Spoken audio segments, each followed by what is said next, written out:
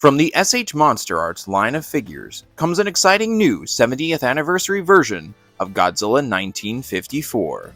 Scheduled for a November 2024 release date, this figure will become available for pre-order soon at the time of this recording. This November 2024 release date will coincide with Godzilla's 70th anniversary, which is really exciting, and you could see here that this figure's color scheme is based on this very poster side by side with this figure, so you have this figure done in a really exciting and interesting muted brown color with a semi-gold dorsal plate color scheme as well, and an orange-reddish atomic breath particle effect. To clarify, this is not a new sculpt, this is the existing Yuji Sakai SH MonsterArts sculpt that came out many years back. I don't know initially when this figure was released in that black and white color scheme, but at the time of this recording, I know I've seen myself at least 2 reissues of that original Godzilla 1954, and I know that it's easy to say that a repaint is a kind of easy way to milk a figure, and I won't argue with that because I don't necessarily disagree, but I do like what is being done with this particular version of this figure here. So not only do we have an updated paint scheme to reflect that poster, which in and of itself is an awesome reference and callback to a really cool poster, but we also get some really nice accessories with this. So let's take a closer look at the entire figure and its accessories.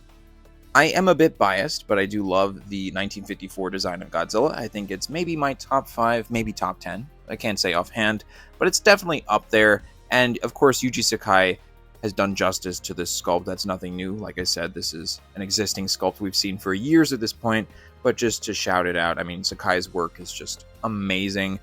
And in these promotional images that we have here, the lighting really does wonders to this updated paint scheme. It sort of highlights all those really cool textures and different striations throughout the figure and really brings to light the look of this Godzilla in a slightly different way. It's familiar because we've seen this sculpt and this design before, but this SH MonsterArts sculpt really benefits from this interesting paint scheme. I won't go too in-depth here with the sculpt because, again, the majority of you watching this are probably already familiar with the previous release of this figure, but I do want to call out how cool the contrast is here with the nails, dorsals, and teeth on this figure in particular, just because we have that sort of goldish, beige color scheme that is completely contrasting the deeper, more muted brown. And just briefly jumping to this shot here, this for me is the money shot. I don't care what Godzilla design we're looking at. If a Godzilla has an evil smile and that creepy side eye, I love it, and this figure does it so well. But now let's jump to the accessories. I know one of the criticisms of many SH MonsterArts figure releases is that they're priced pretty high and they come with next to nothing. A lot of releases don't come with anything at all, but I'm happy to say that this updated version of Godzilla 1954 comes with a nice amount of accessories. Kind of just looking at these accessories all laid out together, we have this interesting 70th anniversary logo stand, which is a nice touch. I do think it's a little bit out of place though. It kind of looks like something that belongs to like a 1/12 scale or 1/6 scale figure. I'm not really used to seeing Godzilla figures having figure stands like that, especially if this figure is able to stand on its own. It seems a bit redundant, but I do appreciate the effort in adding something to kind of commemorate this release in a special way.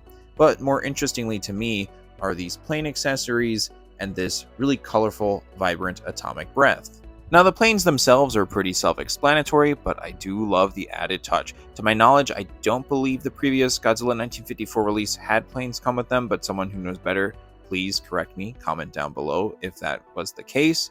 But regardless, I do think that it's great that this figure comes with not just 1, but 2 planes. And we do have a couple of pictures here with these planes posed around Godzilla, so that kind of adds a more dynamic effect to the figure. And looking side by side again with the poster that this is based off of, you could see how they kind of photoshopped the planes around Godzilla in the same fashion as the poster itself. So it's really cool to be able to kind of recreate that.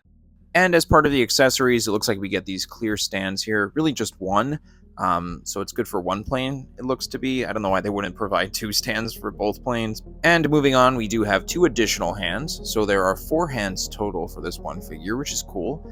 Looks like we have a mix of neutral and more grabby hands. Maybe you can actually put the planes in his hands. That'd be pretty cool. It looks like they might be able to fit in there. It's a little hard to tell just based off of these limited images. But again, some nice variety with the figure.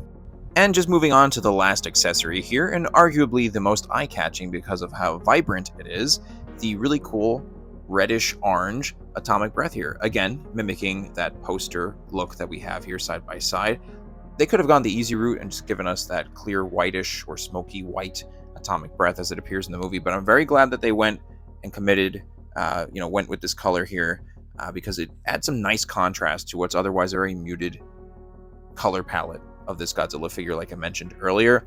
So the brown and the goldish beige looks great on the figure itself, but this bright red atomic breath piece really pulls it all together. And if you're going for that poster look with the planes around Godzilla and the atomic breath in its mouth, I think you get a really cool dynamic look. I'm pretty sure I'm going to pre-order this figure. It just really appeals to me because of these interesting colors, the fact that it's kind of like a commemorative piece. So if I do get it, I will absolutely, I think, do this poster pose here. So not too much else to say with this figure. This one was a pleasant surprise to me. I don't collect MonsterArts nearly as much as other lines of figures like Sofubi Toys or X+, but I have been getting them more frequently in the past year. So I do like their figures, but this 54 I think is really special, really interesting, one of my favorite Godzilla looks. And in this color scheme, again, I think it looks really great. I am curious to know, though, what you guys think about this sort of reissue. Will you be getting your hands on this one? Do you already have the black and white version of this figure? Will you wind up having both versions of the figure? Leave your thoughts below. Of course, if you're new to the channel and you like the content, please consider leaving a like, subscribing, and taking a look at my other Godzilla figure content on the channel as well. Lastly, thank you very much for watching, and have a good one.